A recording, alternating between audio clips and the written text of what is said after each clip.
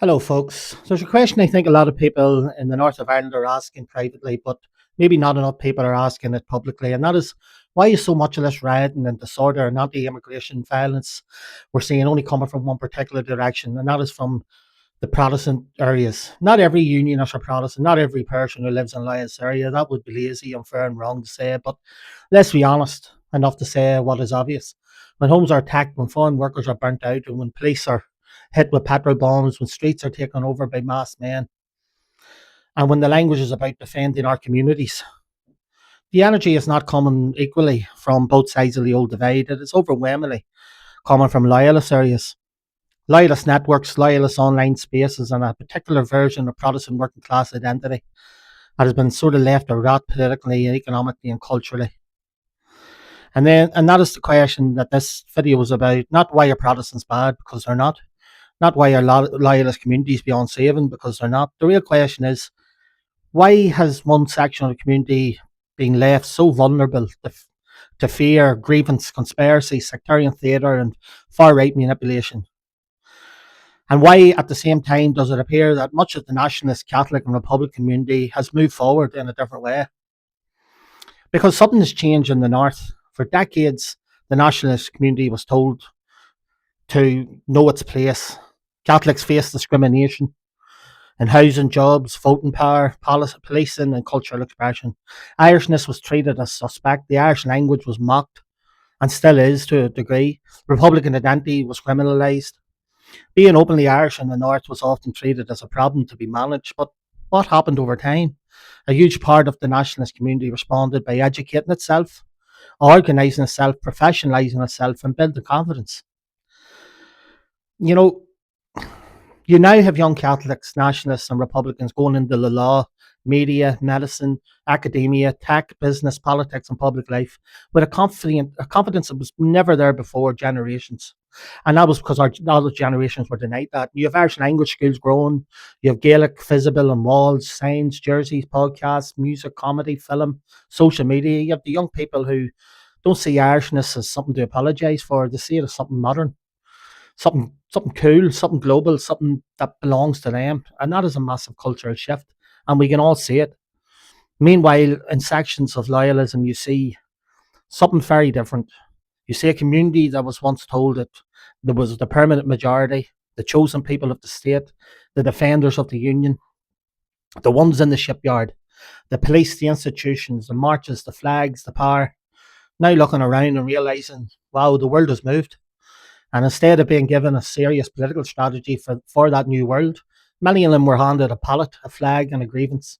And that is the tragedy here.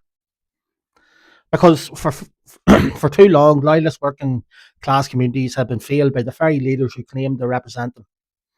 They were told the union was safe, then Brexit put a border in the Irish Sea. They were told nationalism was defeated, then Sinn Féin became the largest party.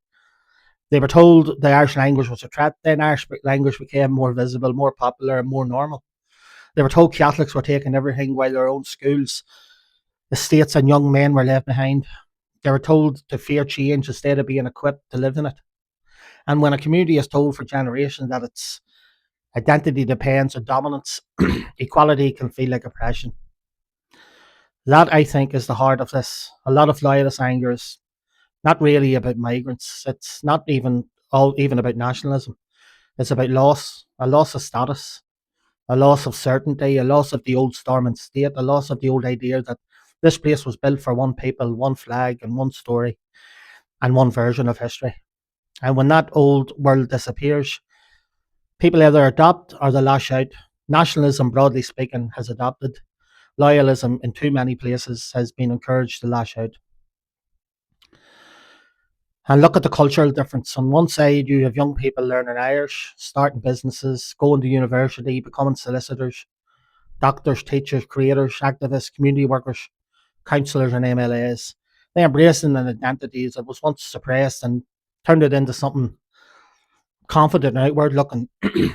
And on the other side, too often, young loyalist men are being handed the same tired script every summer: build the bonfire, guard the pallets, paint the curbs, put the flags up, march behind the band, burn the Irish tricolour, burn images of politicians, nationalist politicians, burn symbol of Catholicism, call it culture, and if you anything you want, call it. But your culture, you're told your culture is under attack. But let's be blunt: if your culture requires burning somebody else's flag, somebody else's language, someone else's saint, someone else's election poster, someone else's identity, and that is not culture by any meaningful sense. It's insecurity. It's insecurity with a match and some petrol. Real culture creates it. It sings, it writes, it builds, it teaches, it feeds people, and gives young people something to be proud of. And that does not require hating somebody else. Irish culture has to do that because for so long we were forced to survive. The Irish language survived because people carried it through shame, poverty, and punishment and mockery. Irish music survived, Gaelic games survived, Republican memory survived, community organisations survived. And then the political weather changed, nationalism had something ready to grow. But what did loyalist leaders cultivate in their own communities? Too often, they cultivated fear of Irish, fear of Catholics, fear of Dublin, fear of Europe, fear of foreigners, fear of street signs, fear of democratic change, and fear of a united Ireland, fear of the future itself. And you cannot seriously build a healthy young person on fear alone. Eventually, fear needs an outlet, and sometimes that outlet becomes a petrol bomb. Sometimes it becomes a racist attack. Sometimes it becomes a bonfire with hate symbols on it. Sometimes it becomes a mass crowd outside a migrant family's home. Now, I want to be very clear here. There are brilliant people from Protestant and unionist backgrounds doing serious, courageous work. There are Protestant Irish language learners. There are unionists who are thoughtful, decent, and forward thinking. There are loyalist community workers that trying to pull young lads away from paramilitaries, drugs, and street violence. There are working class Protestant families who want exactly the same things as everyone else: decent schools, safe streets, good jobs, affordable homes, respect, and a future for their children. This video is not about demonising them, it's about asking why their communities have been so badly failed.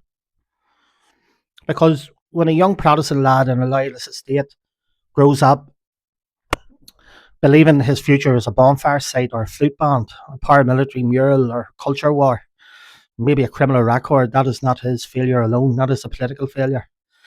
And that is an educational failure. It is a leadership failure and it's a failure of imagination. For years, like people have talked about Protestant working class education or underachievement. It's not a secret. It has been studied, reported, and debated. The warning signs have been there for a long time. But too many young loyalist men have been allowed to drift out of education, out of skilled work, out of politics, and into a world where the loudest voice in their ear is not a teacher or a mentor or employer. There's some fella on Facebook or Twitter telling them migrants are getting everything, Catholics are winning, the Irish language is a weapon, and the only way to be heard is to wreck the place. That is how communities are radicalised, not overnight. Slowly, it's a drip, drip, drip, through neglect, through humiliation, through bad leadership, and through poverty, through social media, through paramilitary influence, through politicians who arrive for the photo opportunity and fuck off when the work starts. And let's be honest about the unionist politics. What future vision has mainstream unions offered working class loyalist communities? What is the dream? Is it more flags, more bonfires, more outrage over Irish street signs, more warnings about Sinn Féin? Is it more anger about the protocol, the framework, the border, the sea border, the EU, Dublin, London, Brussels, migrants, nationalists, Republicans, and anyone else who can be blamed? At some point, the community needs more than enemies. It needs a plan. Nationalism has a plan. You may agree with it or disagree with it, but it has one. It has Irish unity and constitutional project. It has the Irish language as a cultural project. It has education as a social mobility project. It has a growing middle class. It has international links. It has a story of historical injustices moving towards confidence and equality. What is the loyalist equivalent? Because no is not a future, no Irish language, no border poll, no protocol, no surrender, no change, no lemons getting anything. That might hold a crowd for a while, but it does not build a life. And this is where the riots become important. Riots are often presented as anger. about one incident. Something terrible happens, people are angry, and the streets explode. That's too simple. A horrific crime can explain public fear. It cannot justify attacking random families because of their skin colour or nationality. It cannot justify burning homes. It cannot justify terrifying care workers, children, neighbours, and people who had absolutely nothing to do with the original crime. That is not justice. It's collective punishment, and collective punishment is what bigots do when they cannot tell the difference between an individual suspect and an entire community.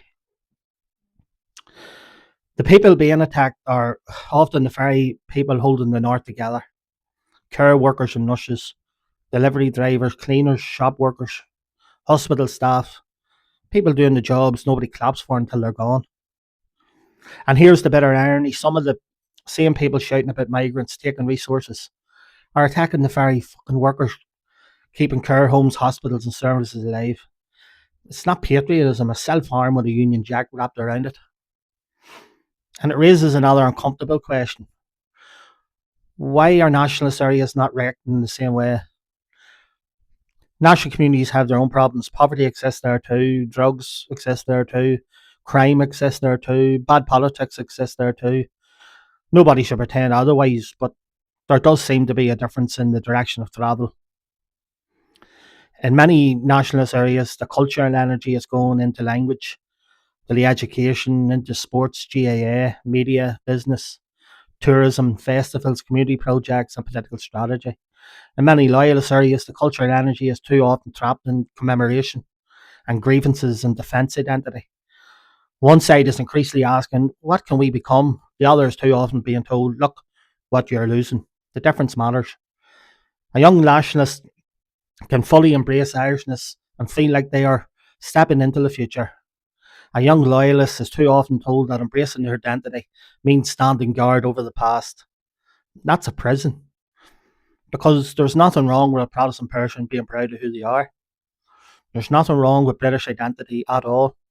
There's nothing wrong with Orange heritage when it's expressed respectively. There is nothing wrong with remembering your dead, your history, your family tradition, your community story. But there's something badly wrong when identity becomes dependent on hatred. There's something wrong when children are brought to bonfires where Irish flags are burned. There's something wrong when Catholic symbols are treated as trophies. There's something wrong when effigies are put in a pyre. There's something wrong when politicians' faces are burned in public and everyone pretends it's just a bit of crack. It is not just crack, it teaches young people who to hate. It teaches them who does not belong. It teaches them that the public humiliation of the other side is part of their inheritance. And then people act shocked when those same young people grow up and riot. You cannot feed a community sectarian symbolism for decades and then act shocked and surprised when some of them become sectarian. You cannot tell the people the Irish language is a threat and then be absolutely shocked and appalled when signs are vandalised. You cannot constantly frame migrants as invaders and then be shocked when migrant homes are attacked. You cannot spend years rewarding the loudest, angriest voices and then complain when moderation disappears. This is why real leadership matters. And that real leadership would go into loyalist communities and say to them, look, your failure is not a it's not, your future is not a bonfire, your future is not a riot, your future is not being used by politicians who need your anger but do not care about your children. Real leadership would say Britishness does not need to be anti-Irish. Real leadership would say you can be Protestant and learn Irish, you can be unionist and respect your Catholic neighbour. You can celebrate the 12th without burning anyone's flag. You can love your community without attacking someone else's. Real leadership would say the young lads building bonfires should also be building careers. And that, for me, is the central point. The issue is not that loyalist communities have culture. The issue is that too many young people in these communities are being offered a culture of resentment instead of a culture of opportunity. A bonfire is not a youth strategy, a flag is not an education policy, and a parade is not an economic plan. A mural is not a mental health service, and a riot is not a political argument. If unionism really wants to survive in a changing North, it needs to stop treating fear as fuel, because fear burns fast. It creates heat, it creates noise, it creates dramatic images for the news, but it leaves ash, and too many loyalist communities have been left standing in the ash. Ash from old industries, ash from old certainties, ash from old political promises, ash from bonfires to get bigger every year while their future gets smaller. Meanwhile, nationalism, for all of its flaws, has understood something important. Identity has to be lived and lived forward. It cannot only be memory, it cannot only be a grievance, it cannot just be what happened to us. It has to be come like, what are we building now? That is what Irishness in the North feels more confident today. Not because every nationalist is doing brilliantly, because they're not. Catholic, Republican, nationalist areas have many problems, but because there is a sense of movement, a sense that the future belongs to those who prepare for it. And that is why loyalist communities deserve to, they do deserve that. They deserve more than being wheeled out every July for drone footage of giant bonfires. And they deserve far more than the politicians praising culture by praising hopefully nobody asks too many questions about paramilitaries. They deserve more than being told the Irish language is their enemy. And they deserve more than being used as human shields in constitutional arguments. They deserve school that work, jobs that pay, communities free from paramilitary intimidation, political leaders who tell them the truth, and a cultural identity that does not require humiliating anyone else. Because here is the truth: the North is changing, whether loyalism likes it or not. Irish identity has grown, Irish language visibility has grown, nationalism has grown in confidence, and the old Protestant majority state is gone and it's not coming back. The choice now is not between change and no change. The choice is now is between managing change intelligently or screaming at it until the streets burn. And riots are the scream of people who have not been given the tools to speak politically. They are not strength, they are weakness. They are not culture, they are collapse. They are not community defence, they're an absolute community failure.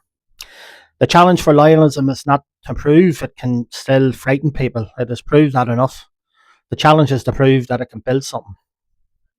Build schools, build businesses, build confidence, build a British or unionist identity as mature enough not to fear a few words of Irish on a sign. Build a culture that does not need a hate figure. Build young men who are more useful to the community with qualifications than petrol bombs and pellets. Build a future where Protestant working class kids, not sacrifices to the same annual theatre of shite every July.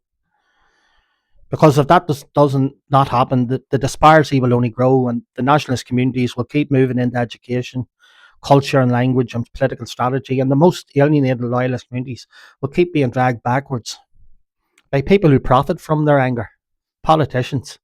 That is the real tragedy, not that one side is morally perfect and the other side is morally broken. That's far too simple of an argument.